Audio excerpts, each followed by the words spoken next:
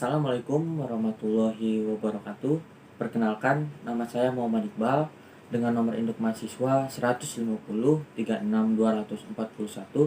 dari program studi Pendidikan Teknik Bangunan Universitas Negeri Jakarta angkatan 2020. Pada kesempatan kali ini, saya akan mengulas mengenai materi belajar yang terdapat pada mata pelajaran gambar teknik, yaitu gambar proyeksi ortogonal sebagai tugas dari mata kuliah strategi dan media pembelajaran. Oke teman-teman, jadi pada video kali ini kita akan membahas mengenai apa sih yang dimaksud dengan gambar proyeksi ortogonal itu, mulai dari contoh-contohnya, gambar contohnya, lalu kita dilanjut ke macam-macamnya atau jenis-jenisnya, dan yang terakhir kita akan membahas mengenai aturan umum dari penggambaran gambar proyeksi ortogonal tersebut.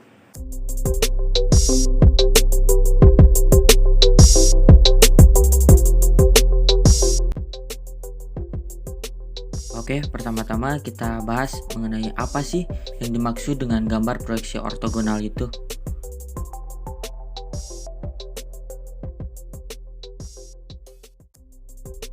Jadi, proyeksi ortogonal adalah proyeksi dua dimensi yang digunakan sebagai gambar kerja atau gambar desain karena proyeksi ini didapatkan dengan cara memproyeksikan setiap sisi benda atau objek gambar dari arah tegak lurus bidang yang diproyeksikan, sehingga menghasilkan bentuk dan ukuran yang sama persis dengan aslinya.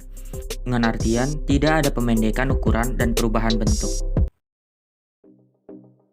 Nah, di sini ada dua metode teman-teman.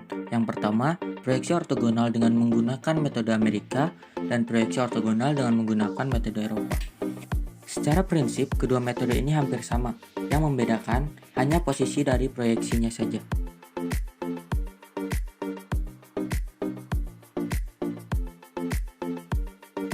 Yang pertama, proyeksi ortogonal dengan menggunakan metode Amerika. Proyeksi Amerika sering disebut juga proyeksi sudut ketiga atau proyeksi kuadran ketiga. Proyeksi Amerika ini merupakan proyeksi yang letak bidangnya sama dengan arah pandangnya.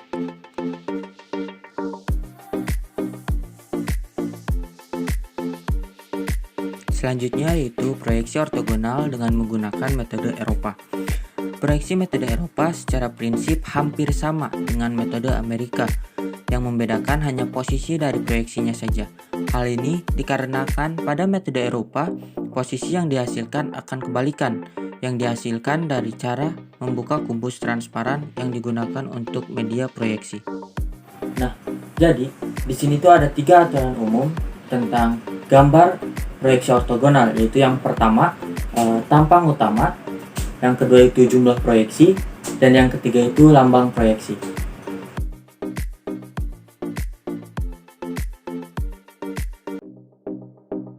Nah, aturan umum yang pertama yaitu tampang utama, di mana tampang utama merupakan proyeksi yang digunakan sebagai patokan proyeksi dari sisi lainnya. Disebut juga sebagai tampang muka dan memiliki letak di tengah. Tampang utama harus dipilih dari tampang benda yang paling mewakili bentuk benda. Hal ini bertujuan agar mempermudah bagi orang yang melihat gambar agar lebih cepat memperoleh gambaran benda secara keseluruhan. Aturan umum yang kedua yaitu jumlah proyeksi, di mana proyeksi atau tampang pada benda dibuat sesuai dengan kebutuhan saja. Artinya, tidak harus dari semua sisi, mau kanan, utama, kiri, atas, bawah, dan belakang. Akan tetapi, hanya sisi yang mempunyai informasi penting saja. Apabila ada proyeksi yang informasi, baik bentuk maupun ukurannya, telah diperoleh dari suatu tampang, maka tidak perlu dibuat proyeksinya. Aturan umum yang terakhir adalah lambang proyeksi, di mana lambang proyeksi ini diletakkan di dalam kepala gambar dan memiliki fungsi sebagai informasi untuk memudahkan orang memahami gambar kerja yang telah dibuat. Nah, ukuran dari lambang proyeksi tersebut yaitu berdiameter dasar kerucut sebesar 12 mm dan diameter ujung kerucut terpancung sebesar 10 mm dan tinggi kerucut setinggi 15 mm. Oke, jadi sekarang saya akan menjelaskan perbedaan antara proyeksi ortogonal dengan menggunakan metode Amerika dan proyeksi ortogonal dengan menggunakan metode Eropa. Apa aja sih perbedaannya? Oke, jadi untuk proyeksi dengan menggunakan metode Amerika bisa dilihat dari gambar di samping terlihat bahwa untuk memperoleh setiap bagian atau bidang proyeksi dilakukan dengan melihat dari semua arah, baik depan, kanan, kiri, atas, bawah, hingga belakang. Sehingga proyeksi ortogonal dengan menggunakan metode Amerika dapat dikatakan sebagai berikut. Benda objek yang diproyeksikan seakan-akan diletakkan dalam sebuah kubus kaca, dan kubus kaca ini akan menjadi bidang gambar yang berada di sekeliling dari benda kerja. Dan dari gambar di samping pula, terlihat bahwa setiap bagian sisi benda diproyeksikan terhadap bidang kubus yang transparan. Pada proyeksi Amerika, kubus transparan tersebut seakan-akan menjadi bidang gambar, yang apabila kubus tersebut dibuka setiap sisinya. Yang menjadikan ciri proyeksi yang menggunakan metode Amerika adalah apabila posisi dari setiap proyeksi tidak berubah. Misalnya, bahwa proyeksi atau tampang sisi kanan akan tetap berada di sebelah kanan dari tampang utama. Proyeksi atau tampang sisi sebelah kiri juga akan tetap ada di sebelah kiri dari tampang utama. Proyeksi tampang atas akan berada di sebelah atas dari tampang utama. Itu pun dengan proyeksi atau tampang bawah. Sedangkan untuk sisi belakang pada prinsipnya boleh diletakkan dimanapun. Bisa di sebelah kanan tampang kanan, atau sebelah kiri tampang kiri, sebelah bawah tampang bawah, atau sebelah atas tampang atas.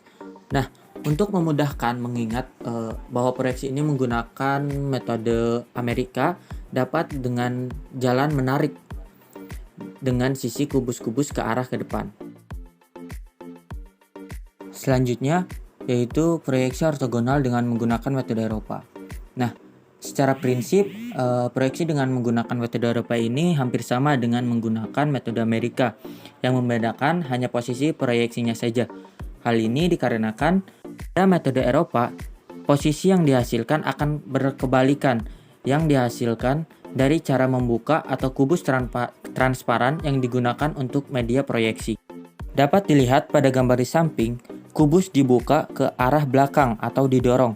Sedangkan pada metode Amerika, kubus dibuka ke arah depan dengan cara ditarik. Akibat dari cara memproyeksikan ini, maka hasil proyeksi dengan menggunakan metode Eropa hasilnya akan saling berlawanan. Maksudnya adalah, proyeksi sebelah kiri akan berada pada sebelah kanan, tampang utama. Proyeksi kanan benda akan berada di sebelah kiri tampang utama. Proyeksi sisi atas akan berada pada sebelah bawah tampang utama.